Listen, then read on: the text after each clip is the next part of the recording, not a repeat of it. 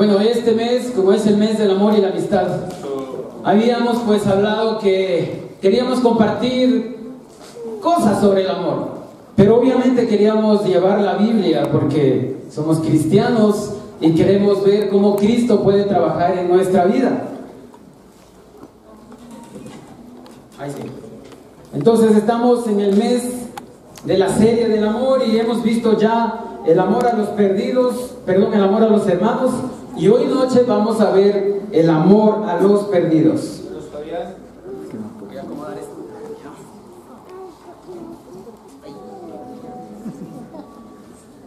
Entonces, y luego vamos a ver la supremacía del amor. El amor es supremo porque es el reino de Dios y lo que prima ahí es el amor del rey de ese reino.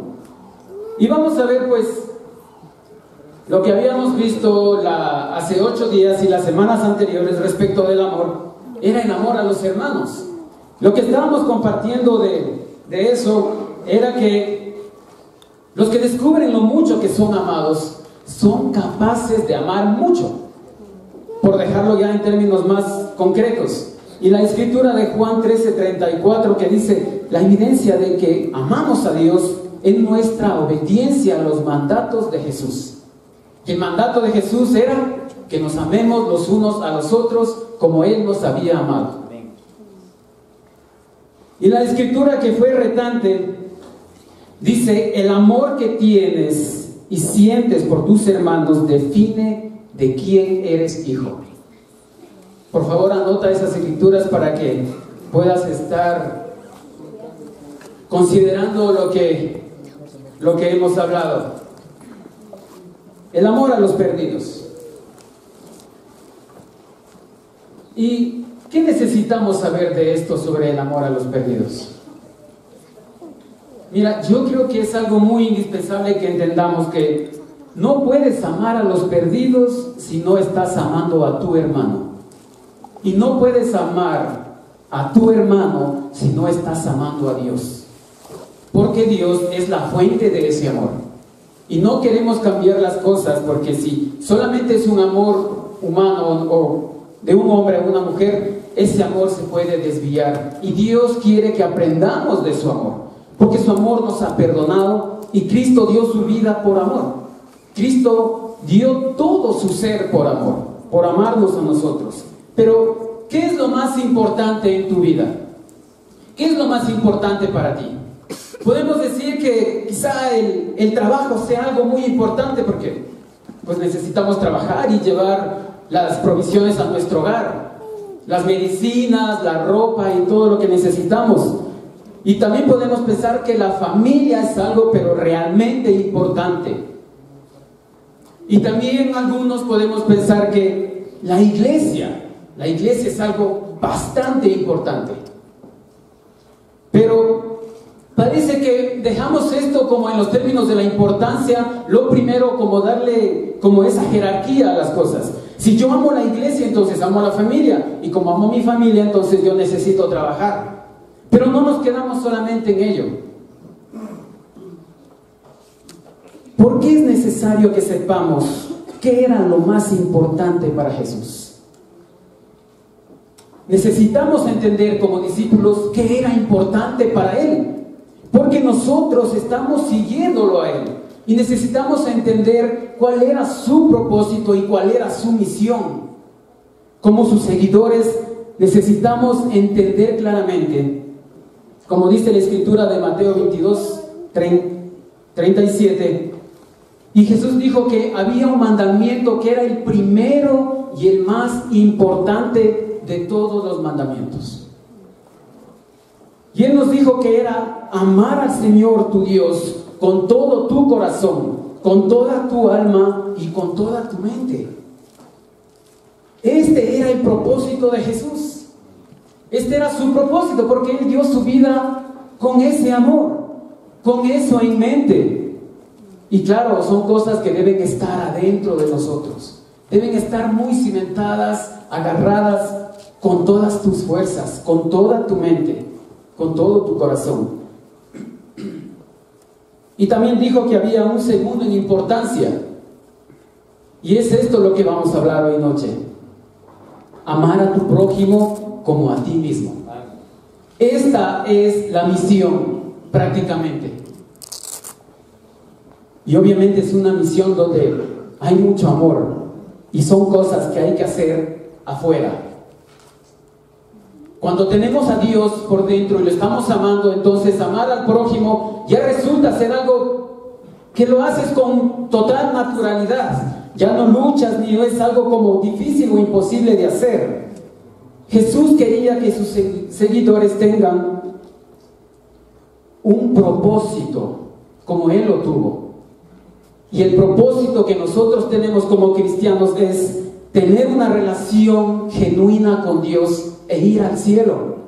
Y también tenemos una misión, y esa misión es anunciar las buenas noticias, que es predicar la palabra a las personas, y es como Jesús quería evangelizar este mundo. Esa es la misión nuestra. Jesús no tenía ninguna presión en hacer su trabajo. Él no estaba midiendo como nosotros los hombres o mujeres medimos las cosas que hacemos. Hacemos porque nos toca y porque estamos obligados a hacerlo. Por ejemplo, ¿tienes alguna presión? Por ejemplo, el joven está presionado por sus padres en sacar buenas notas. Un padre de familia está presionado por sus hijos, su esposa, en llevar lo que necesita llevar a su casa. ¿Y sí o no que a veces resulta ser una presión? Un soltero presionado por sí mismo o por la sociedad a tener un esposo o una esposa. Y bueno, qué genial sería ver esto con el sentido del amor de Dios. Porque cuando estamos amando de verdad, ya no tengo ninguna presión por hacer lo que hago. Y eso es exactamente lo que quería Jesús que tengamos en mente para hacer. Que no hagamos estas cosas de predicar el evangelio, de ir a las personas que están afuera orándole a Dios por buscarlo, por encontrarlo, que no tengamos como esa presión, sino que evangelizar lo veamos como que es nuestra vida y no parte de nuestra vida. Que sea algo natural en nosotros. Podemos pensar que es tan difícil evangelizar porque la iglesia está creciendo y hay tantas reuniones, que Scout, que con los jóvenes, con los niños, que los campamentos y etcétera, etcétera, etcétera. Entonces podemos decir, claro, entonces es razonable, no hay tiempo para evangelizar, ¿verdad? Podemos pensar en eso, pero cuando estamos sintiendo que es parte de nuestra vida evangelizar y no nuestra vida. Jesús tenía como algo primordial transmitir la palabra de Dios. Era su misión. Cuando confundimos el propósito con misión, podemos perder la alegría de evangelizar. Cuando pensamos que el propósito de nuestra vida es ir a las personas y evangelizar y bautizarlas, y cuando no me consideran, no me escuchan, como decimos regularmente, cuando no me paran bola, entonces nuestros deseos y nuestras ganas de ir a ellos como que se reduce. Los líderes ya no quieren liderar, los esposos ya no quieren hacer su tarea de esposos en la casa, los jóvenes ya no quieren compartir la fe porque pensamos que esto es algo que tiene que empezar desde afuera. Pero Cristo nos ha enseñado con la Escritura que es algo que debe empezar adentro. Debe ser un amor mayor lo que nos lleva hacer esta tarea. Y también podemos correr el riesgo de extenuarnos, de fatigarnos, de cansarnos espiritualmente cuando confundimos el propósito con la misión. El propósito debe estar cargado de amor, como Cristo dio su vida por amor a los perdidos, por amor a cada uno de nosotros. Y obviamente estos son los efectos de no amar lo que haces. Cuando perdemos el propósito y cuando nos cansamos, tenemos que analizar nuestros pensamientos preguntándonos, ¿estaba amando lo que hacía? ¿Realmente estaba amando lo que Cristo amaba? Amar a tu prójimo como a ti mismo no es más que el efecto, la reacción o el resultado de tu amor a tus hermanos, de tu amor a Dios. Y esto es algo que debemos mantener siempre, porque un discípulo cuando está amando está dispuesto a enseñar. Y yo quería recalcar algo: no solamente los maestros enseñan, nosotros estamos capacitados para enseñar, amigos. Yo veo a los jóvenes estudiando la Biblia con otro joven, ¿le están o no están enseñando? Por supuesto. Un estudiante a otro estudiante, un hombre más joven a uno más viejo. Aquí no hay que medir estas cosas por la jerarquía que tiene el mundo, porque esto es del Espíritu de Dios. Y cuando estamos capacitados con ese amor, somos capaces de anunciar esta palabra también. Somos capaces de predicar, somos capaces de ir a esas personas. No predicar, predicar no solamente significa que yo esté aquí parado y transmitiendo lo que estoy hablando. Predicar es que tú vayas a la gente y tengas un estudio bíblico con él, que le enseñes la Biblia, que abras tu Biblia, le compartas tu vida y le compartas las cosas increíbles y maravillosas que Dios puede hacer en tu vida cuando tú estás dispuesto a escucharlo, a creer en él. Y obviamente eso significa evangelizar. ¿Por qué no evangelizamos? ¿Por qué se vuelve tan pesado evangelizar? A veces podemos pensar en muchas cosas, muchísimas cosas que nos pueden pasar en nuestra vida. El tema de las justificaciones. Y hay varias cosas que podemos decir, entre las más cotidianas, por decirlo. Pero Dios nos ha dado un espíritu de poder, de amor, de buen juicio. Y no debemos enfrascarnos en estas cosas sencillamente. Necesitamos saber la verdad de esto. ¿Entendía cuál es la verdad de esto? Porque Dios tiene una razón cuando nos manda a predicar. La Escritura es muy clara y dice: porque el que quiera salvar su vida, la perderá. Pero el que pierda su vida por mi causa y por el Evangelio, la salvará. Para todo aquel que sea un discípulo de Jesús, esta es una escritura que debemos mantenerla y recordarla constantemente en nuestra vida. Podemos ganar muchas cosas en nuestro trabajo, ser grandes empresarios, emprender muchísimas cosas, que eso no significa que sea malo, porque cuando alguien está evangelizando, evangelizar es parte de su vida, es lo que él vive, es lo que él hace. Si vas en un avión de aquí a la China, tu compañero que está al lado o ese pasajero de al lado le puedes ir compartiendo la palabra y eso es parte de tu vida. O vas en el bus y puedes compartirle la palabra. O vas a una reunión de familia, de padres de familia a la escuela o al colegio y le puedes compartir la palabra. Y no necesariamente tienes que levantar el freno de mano y decir: a ver, hay que ponerse la chaqueta de espiritual y predicar. No, es parte de nuestra vida y Dios puso que predicáramos, porque cuando predicamos nos vamos a salvar. Las Escrituras son muy claras en este sentido. Por ejemplo, podemos recordar Mateo 24:46. Y dice claramente que dichoso aquel que cuando su amo regresa de su viaje lo encuentra trabajando en su obra. Y luego los versículos de más adelante lo que dicen: pero aquel que no trabaja. No es que debemos buscar cosas que ya tenemos. Nosotros tenemos el Espíritu de Dios, hermanos. Debemos convencernos de eso.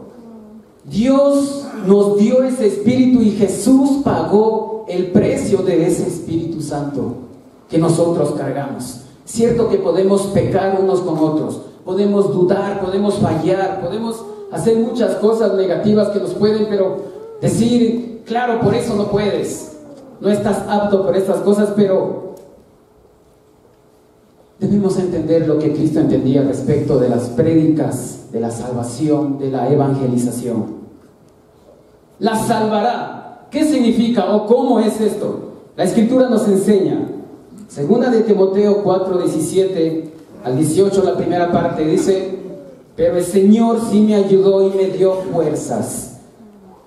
De modo que pude llevar a cabo la predicación del mensaje de salvación y hacer que lo oyeran todos los paganos.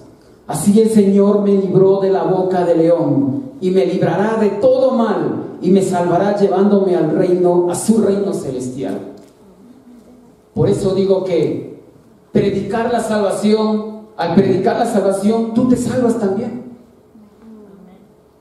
Y esto no es como una recomendación. Timoteo, Pablo sabía muy bien su tarea. Y sabían que mientras ellos estaban evangelizando, predicando el mensaje de salvación, Dios los iba a salvar de las acechanzas del maligno. De las acechanzas que son crecer como una gran persona sencillamente para ganar el mundo. Crecer solo para ganar el mundo, para conseguir cosas en esta vida. Y desenfocarme totalmente de la predicación del mensaje. Eso por ejemplo, amigos, es algo que Satanás nos engaña. Muchas personas que eran hermanos que bautizaban y predicaban y podemos decir, bueno, todo tiene su tiempo. Predicaban, bautizaban y ayudaban a tanta gente. Se ha enfriado, ya no lo hacen. El trabajo y todas las cosas tienen mucho más peso. Pero aquí se puede mostrar claramente que predicar o evangelizar no era parte. O sea, no era su vida. Pero hermanos, podemos arrepentirnos y podemos cambiar. A veces estamos tan enfrascados en cosas difíciles y problemas y tormentas y tempestades, en pecados que no podemos salir. Estamos en la boca del león. Pero recuerda que tenemos una herramienta poderosa y esa es la predicación. Cuando alguien está predicando, necesariamente debe estudiar la palabra para ver qué es lo que va a decir. Si sus pensamientos y lo que dice está conforme a las Escrituras. Y estás enfrascado en eso y das caña a eso todo el tiempo y estás todo el tiempo buscando hacer el bien y que la gente escuche el mensaje de Dios. De ese modo se salva un cristiano. Es lo que dice la Escritura. La misión fue hecha para salvarte a ti también. Jesús estuvo listo para cumplir su misión porque Él recibió también el Espíritu Santo para hacerlo. ¿Se bautizó o no se bautizó Jesús? Y empezó su ministerio. Fue tentado y todo lo demás, pero Él empezó su ministerio con el Espíritu Santo. Su discípulo está capacitado y equipado para cumplir también con esa misión. Cuando entendemos que evangelizar es una tarea del Espíritu Santo. No es una tarea nuestra sencillamente. No es por las muchas cosas que podemos organizar.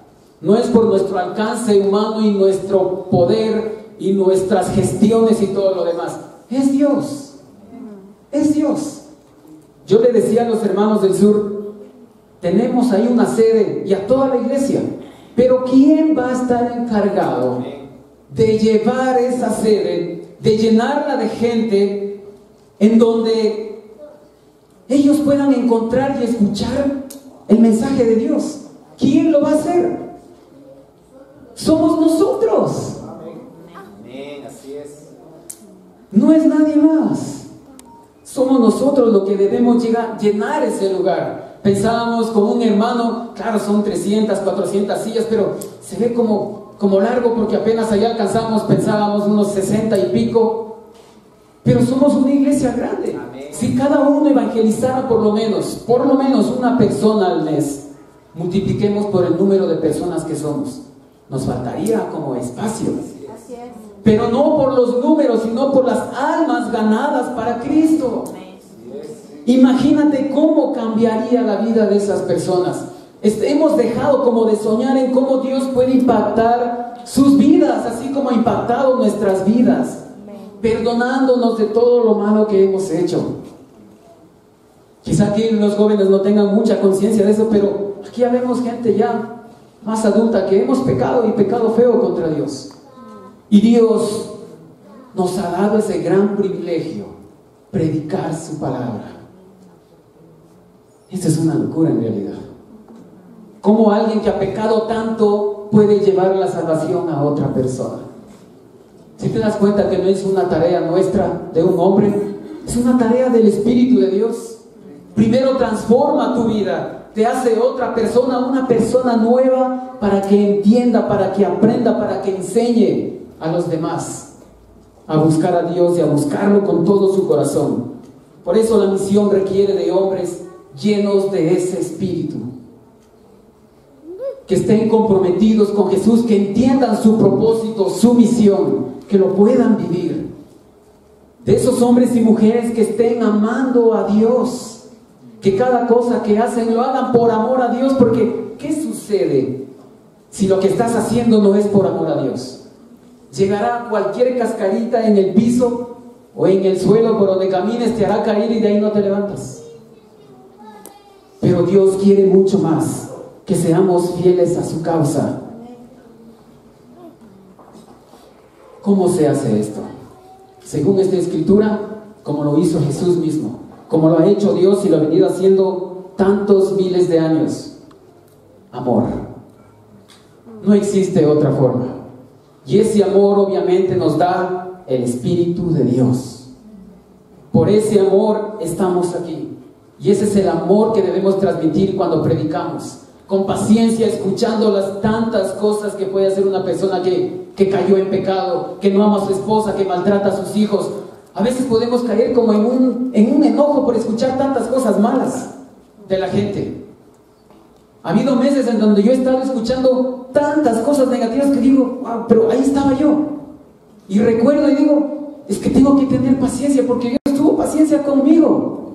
Dios lo hizo conmigo. ¿Cómo podría yo juzgar o criticar a esta persona? ¿Qué? Sería terrible. Estaría contradiciendo todo lo que estoy haciendo o lo que intento hacer. Es una tarea del Espíritu Santo. El Espíritu Santo está ansioso por mostrar al mundo el poder y el amor de Dios. Nosotros somos los contenedores del Espíritu Santo, amigos. En realidad eso somos para Dios. Somos santos. Eso es lo que dice su palabra. Santo no significa que no peques, sino que estés pero tan presto, dispuesto, urgente a hablar de las cosas que te están haciendo impuro. Y obviamente Dios va a hacer cada cosa en tu vida.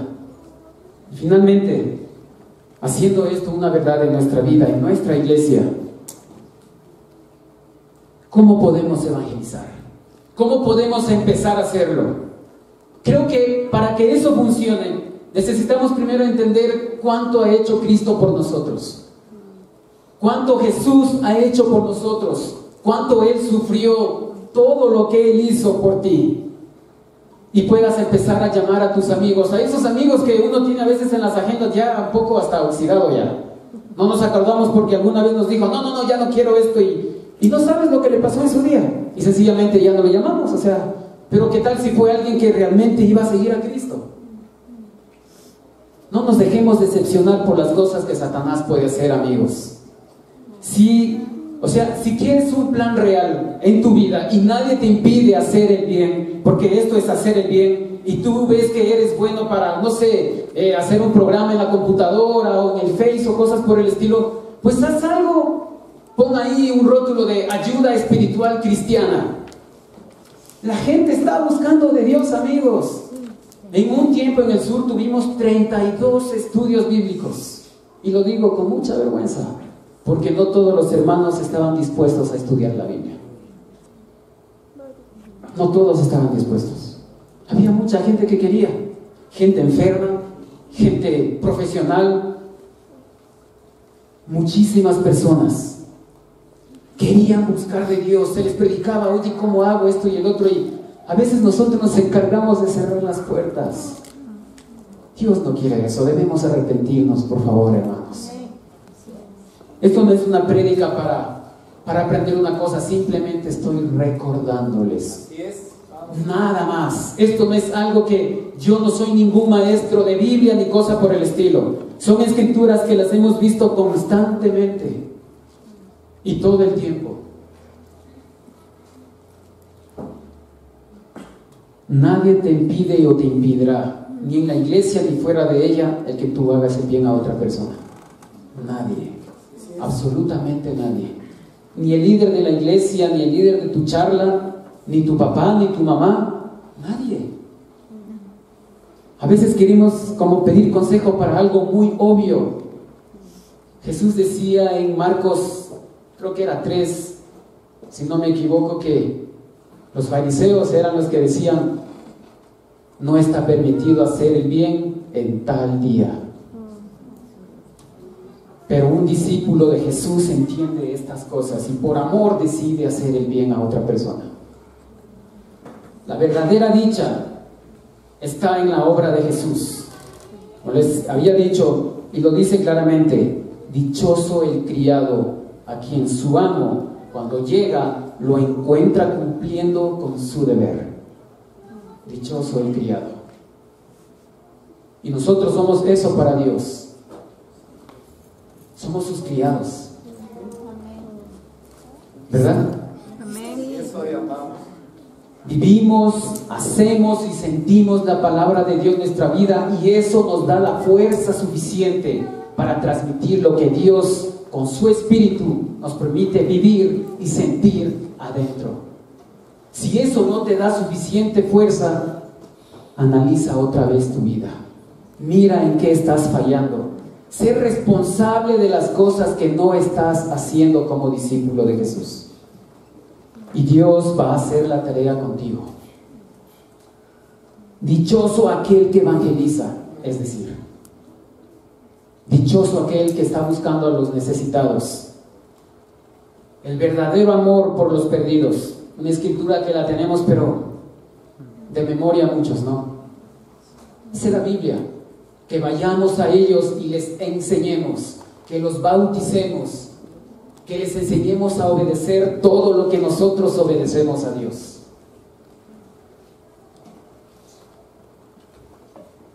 Mucho por decir en realidad sobre los perdidos, amigos, pero yo lo único que quiero e intento que quede en tu mente, en tu corazón: cuando tú estás amando a los perdidos, tú estás amando a tus hermanos. Y cuando tú estás amando a tus hermanos, tú estás amando a Dios. Y vas a ser reconocido por Dios. Y Dios te va a reconocer. Y todo esto que vivimos a veces con tanto sacrificio no va a ser en vano. Vamos a ir al cielo. Esa es su promesa. Esa es la promesa de Dios. Me alegra mucho hablar de estas cosas, pero también me siento muy retado. Quisiera más tiempo para ir a esa gente. Más capacidad para poder llevar la palabra de Dios. Somos limitados. Soy limitado, yo lo sé, yo lo entiendo. Así como tú, limitado en muchas cosas. Pero Dios me ha dado un espíritu para hacer su tarea. Amén. Gracias, hermanos. Nos podemos reunir por charlas para dar la ofrenda.